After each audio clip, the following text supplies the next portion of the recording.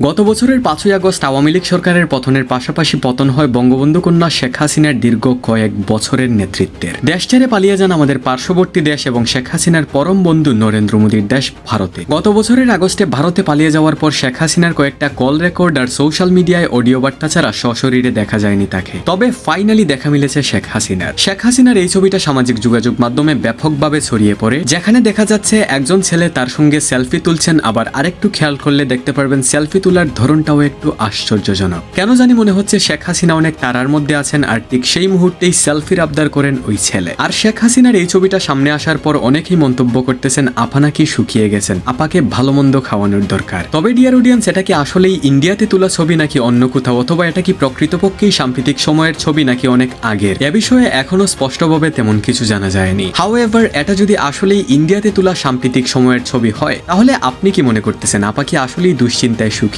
গেছেন? আপনার উত্তরটা অবশ্যই কমেন্ট করে জানাবেন, and please guys subscribe to our channel.